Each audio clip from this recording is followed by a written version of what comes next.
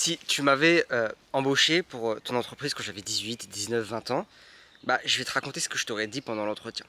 Tu vois, à l'époque, quand j'entrais dans un entretien d'embauche, bonjour monsieur, quelles sont vos qualités? Moi, ce qui ressortait presque automatiquement de ma bouche, c'est écoutez, monsieur, moi je suis quelqu'un de discipliné. Et au final, avec du recul, je pense que ce qui me faisait dire que bah, je disais justement ça, que j'étais discipliné, même dans la vie de tous les jours, je me considérais comme quelqu'un de discipliné. Je pense que ça venait du fait que voilà, je faisais de la musculation. Donc évidemment, musculation, discipline. En fait, c'est limite, t'as l'impression que les deux mots ne font qu'un. Euh, Quand tu vois quelqu'un de musclé dans la rue, tu lui attribues directement le fait qu'il soit le discipliné. Second point qui me faisait dire dans mes entretiens d'embauche que j'étais discipliné, c'est surtout, et je pense, que le mot est partout. Je pense que tu sais, si tu regardes là, les Google Trends, à quel point un mot est utilisé, je pense que c'est comme ça. Et ces dernières années, c'est tout le monde utilise ce mot. Discipline, discipline, discipline, discipline, discipline. On l'entend partout. Et j'ai l'impression que ce mot, ça vient un peu. Les gens l'utilisent, tu vois, un peu comme un garde-fou, un peu comme un sauveur à notre réalité aujourd'hui qui fait que c'est le mal de notre époque, hein, qu'on procrastine tous. Parce que distraction, on a le téléphone, on a la télé, on a Netflix, on a des choses qui nous permettent d'être distraits. De, euh, Malgré le fait qu'on ait des objectifs ou non, ça nous permet de ne pas y penser, ou juste de pas penser au fait que on n'a pas d'objectif peut-être. Et donc ce mot en fait, il est un peu maintenant utilisé comme la recette magique, comme la chose miracle qui va te permettre d'atteindre l'objectif ou d'atteindre la réalité que tu as envie de te créer. Certes. Déjà, qu'est-ce que c'est au final la discipline? Parce qu'on l'entend beaucoup tout le temps, mais on ne le définit pas plus que ça. La discipline, qu'est-ce que c'est? C'est une action qu'on fait consciente, pas inconsciente, consciente, de face à une situation, de choisir le long terme sur le court terme. Là, je t'apprends rien. Si je mange la glace maintenant, je vais être bien dans le court terme, mais dans le long terme, peut-être que c'est pas aligné avec l'objectif que je m'étais fixé. Donc la discipline, c'est le fait de dire non. Aujourd'hui, je ne vais pas manger cette glace parce que pour moi, la réalité que j'ai envie de me créer dans 3 mois, 3 ans, 30 ans est plus importante que la réalité que je vis là maintenant. C'est ça la discipline. Et donc, sur le papier, ça semble magique. On se dit, ok, bon, bah en gros, peu importe l'objectif que je me mets, si je suis assez discipliné, et c'est ce qu'on entend tout le temps sur les réseaux sociaux, si je suis assez discipliné, bah je vais réussir cet objectif. Et si je ne réussis pas mon objectif à l'atteindre, c'est qu'en fait c'est ma faute. Je ne suis pas assez discipliné. Donc ça semble quelque chose de miraculeux, quoi. La clé de toute réussite. Mais le problème, il y en a plusieurs.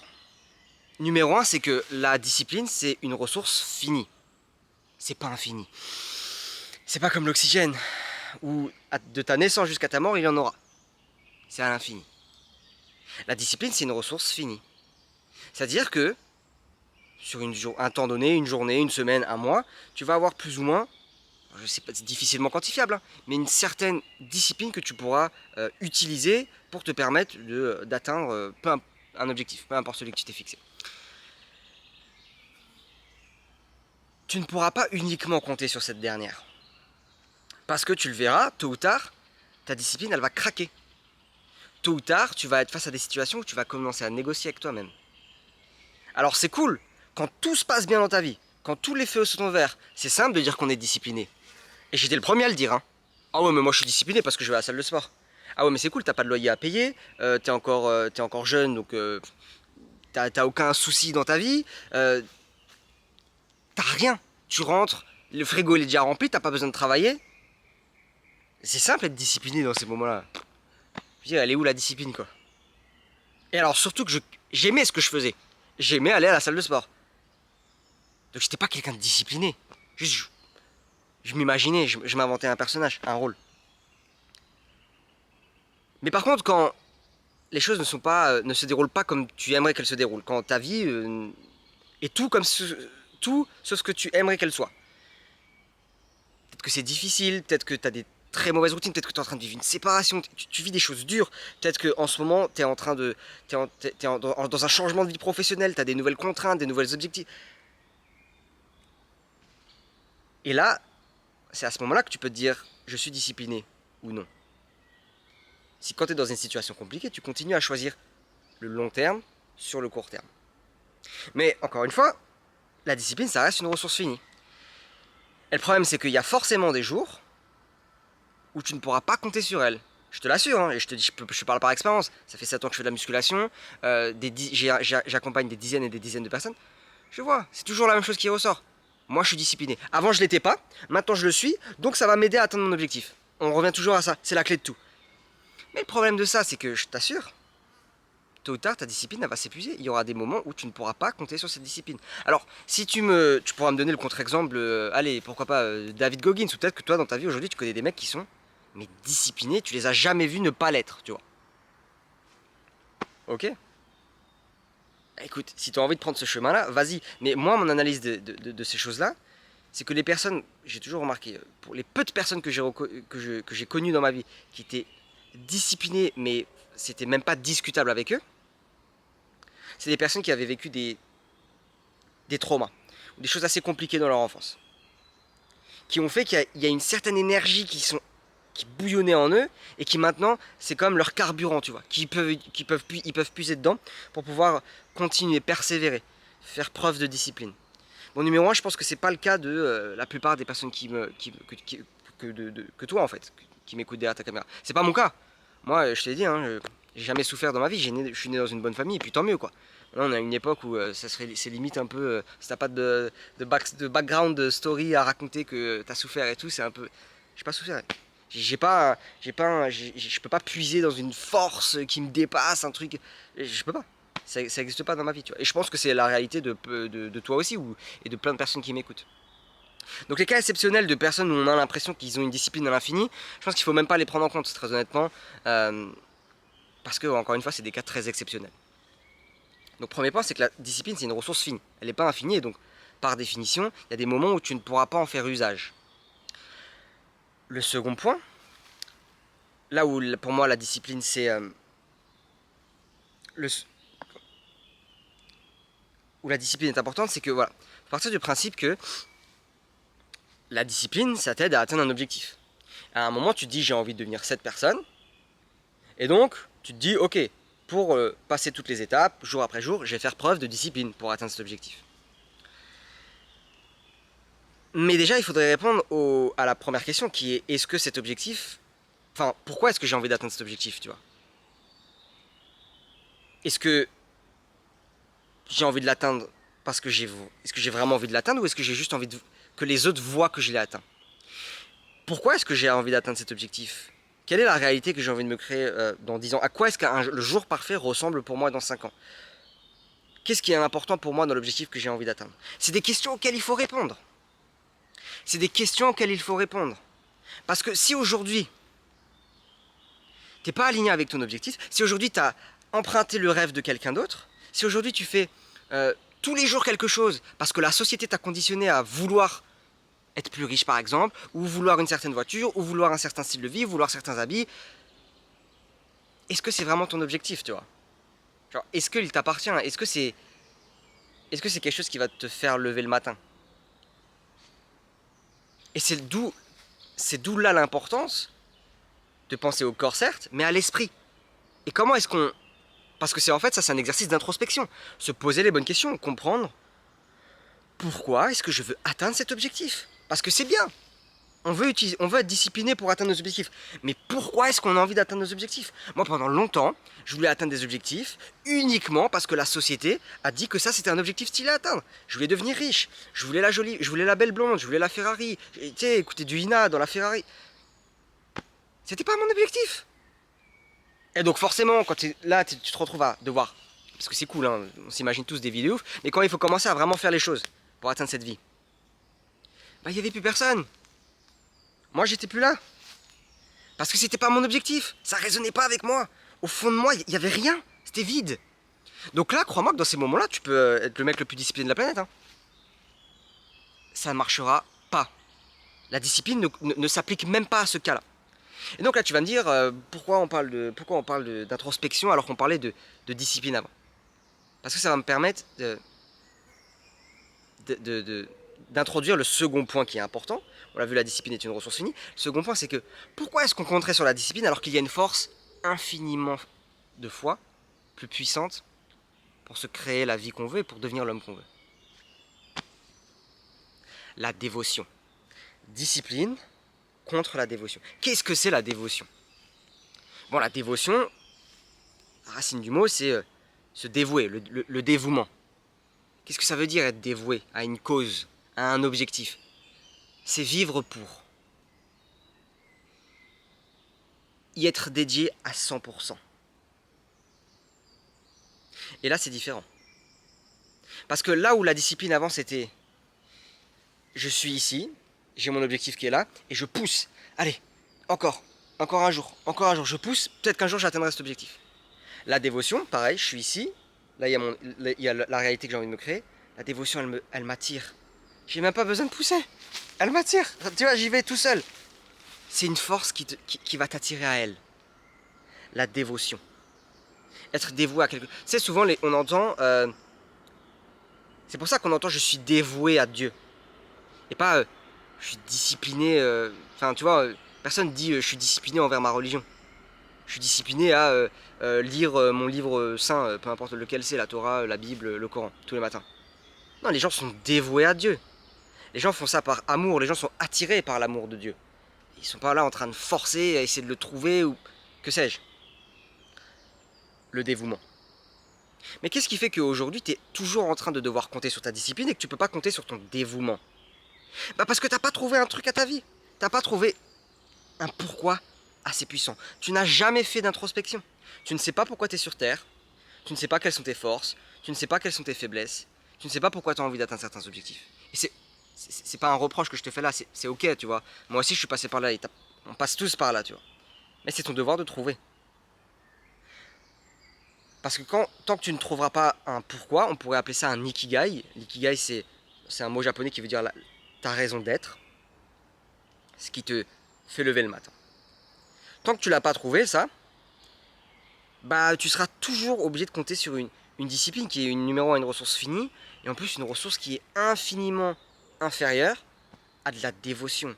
Quand tu es dévoué à un objectif, encore une fois, tu es attiré par lui. Le matin, tu te réveilles, tu te dis même pas, tu te dis même pas, je vais travailler. Moi, j'ai trouvé mon ikigai.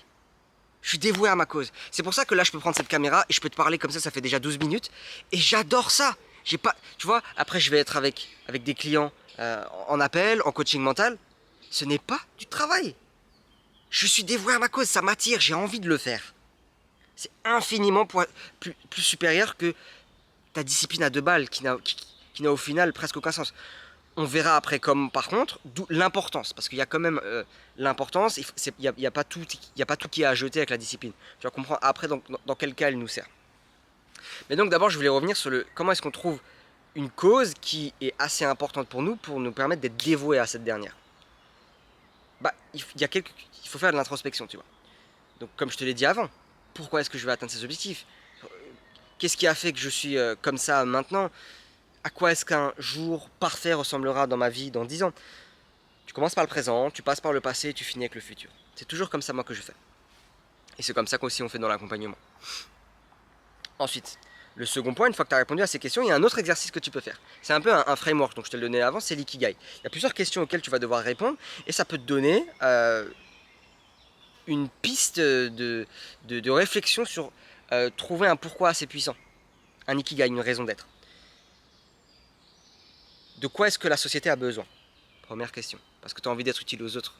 C'est aussi ça, l'utilité d'un homme. Ne pas que penser à soi, et penser aussi aux autres. Qu'est-ce que j'aime faire? Alors peut-être que j'aime faire du sport, j'aime enseigner ce que j'ai appris, j'aime lire des livres, ça c'est moi. Toi. Ensuite, là où je suis naturellement bon. On a tous des choses sur lesquelles on est naturellement bon. Il faut les trouver. Moi, naturellement bon, c'est j'étais bon au sport, j'étais bon en musculation, j'avais un bon physique, etc. C'est naturel, c'est inné en moi. Et le dernier point, il est important, hein. Pourquoi est-ce que je peux être payé aujourd'hui? Moi, c'est par exemple accompagner des personnes. Les coacher sur l'esprit, les coacher sur le corps, le physique. Moi, je peux être payé pour ça.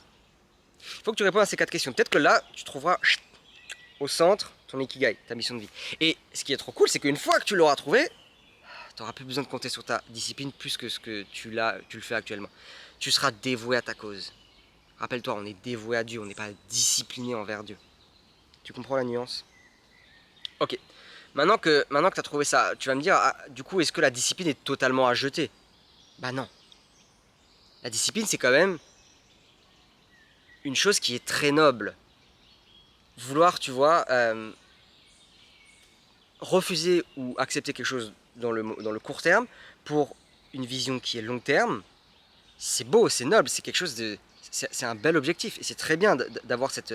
C'est une qualité, tu vois. Être discipliné par moment, c'est très bien. Mais je pense que ce qui est important et la nuance que je vais apporter aujourd'hui, c'est que il ne faut pas que tu vois la discipline comme une fin en soi. Te dire ça va être la clé de ma réussite dans la vie. Parce que c'est... Même si, vas-y, on part du principe que tu es le mec le plus discipliné de la Terre. C'est triste, quoi. Toute ta vie, tu vas devoir te forcer à faire des choses. Alors que tu pourrais être dévoué à une cause, tu vois. Si tu faisais l'introspection, si tu te comprenais. La discipline, il ne faut pas l'avoir une fin en soi, il faut l'avoir comme un outil passager. C'est-à-dire que, moi je te l'ai dit avant, je suis dévoué. Mais à ma cause. Mais tu te doutes bien, il y a des choses, parfois ça me fait chier de le faire, quoi. Quand je dois faire de la compta, quand je dois faire par moment du montage vidéo, d'une vidéo hyper longue et tout. Il y a des moments où c'est pas le kiff total non plus, tu vois. C'est pas le kiff total, mais il faut le faire. Alors peut-être que plus tard je pourrais le déléguer, mais là, à l'heure actuelle, je devrais le faire. Peut-être que, en fait, peu importe à quel point est-ce que tu seras dévoué à une cause, et à quel point tu es aligné avec le fait de devenir cette personne ou l'être, bah il y a bien un moment où il y aura des trucs chiants. Tu vois. Moi demain j'ai envie d'être autosuffisant le plus possible au niveau de ma nourriture, au niveau de l'eau, mon électricité, c'est vraiment quelque chose vers lequel j'ai envie de tendre. Mais tu te doutes bien que même si je suis dévoué à cet objectif, à un moment il y aura des jours, aujourd'hui faut aller tondre des moutons ou il faut aller installer des panneaux solaires, il fait hyper chaud. Il y a des moments ça va être chiant, tu vois. Ça va me faire chier. Donc sur le long terme, je vais être dévoué et la plupart du temps, j'aurai pas besoin de discipline. Mais par moment, il y aura forcément des choses chiantes qui vont arriver là-dedans. Donc à ce moment-là, il faut utiliser cet outil de discipline justement pour te permettre de malgré tout faire les choses dont tu as besoin de faire. Et c'est là que tout est différent.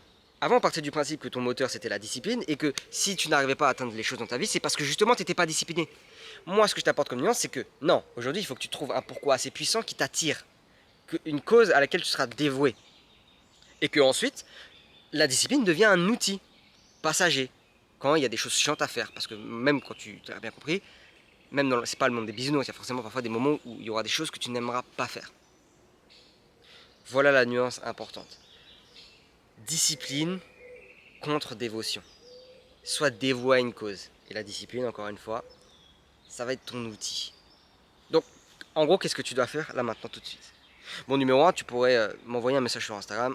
Tu veux échanger, tu as des questions par rapport à cette vidéo, n'hésite pas, hein, ou juste peut-être que tu veux que je t'accompagne, tu veux que je t'aide sur comment trouver justement une cause sur laquelle je pourrais être dévoué, comment faire en sorte de peut-être avoir un meilleur physique, parce que peut-être qu'aujourd'hui, toi, c'est ça ta cause, tu veux avoir un meilleur physique, peut-être qu'aujourd'hui, c'est juste, tu as envie d'avoir un meilleur physique uniquement pour toi, tu vois. Et c'est ok, tu vois, tu fais les choses pour toi, c'est logique. Mais peut-être que si tu trouvais une cause plus profonde de quelles sont tes motivations, pourquoi est-ce que tu as envie de devenir musclé, pourquoi est-ce que tu l'as pas fait avant, à qui est-ce que ça pourrait bénéficier dans ta future famille, plein de questions comme ça qu'il faut se poser, qui pourraient te permettre de passer du statut de discipline à dévouement. Tu pourrais être dévoué pour atteindre tes objectifs physiques. Donc si tu as envie qu'on travaille là-dessus, tu peux cliquer directement sur le premier lien en bio. On se prend un appel ensemble, on se prend 1 heure s'il faut, 1 heure et demie même, peu importe, je parle beaucoup, peut-être que toi aussi tu parleras beaucoup. On pourra échanger, on verra ce qui fonctionne et ce qui ne fonctionne pas dans ta manière de faire les choses aujourd'hui. Et le dernier point, ça c'est ce que tu peux faire maintenant tout de suite, seul de ton côté. Tu vas me prendre un carnet, et ça je vais te le dire peut-être à toutes les vidéos, et tu vas me répondre aujourd'hui à cette question. Qu'est-ce qui fait que je n'ai pas encore trouvé un pourquoi dans ma vie? Qu'est-ce qui fait que j'ai pas encore trouvé mon ikigai? Et ensuite, tu vas pouvoir faire cet objectif. Tu traces comme un mandala, tu vois, 4 grands cercles. Tu vas écrire ce que j'aime faire, ce dont le monde a besoin, pourquoi je peux être payé et là où j'ai un talent. Et tu mets juste des mots. Tu brainstorm, te prends pas la tête, tu mets juste des mots en dessous, à chaque fois, bam bam bam. Et ensuite, tu vas essayer de tirer des conclusions. Et potentiellement, au milieu trouveras ton ikigai. c'est pas une chose que tu vas faire une fois et c'est bon, tu vas plus jamais le faire de ta vie. C'est quelque chose qu'il faut refaire. Moi, je le fais comme ce que je te disais dans la dernière vidéo avec l'introspection. Hein. Il faut le refaire tous les 2-3 mois. Tu te prends le temps, tu prends un cahier, tu réécris. C'est quelque chose qui se construit sur toute une vie en fait. Il y a des mots, enfin, tu te trouves des raisons, tu te trouves des ikigai qui te permettent d'être dévoué, mais ils évoluent toujours, tu vois. Ils évoluent, ils deviennent de plus en plus précis, tu vois. C'est ça qui est magique. Donc, commence par le commencement, et puis nous, on se revoit dans la prochaine vidéo. A plus, mec.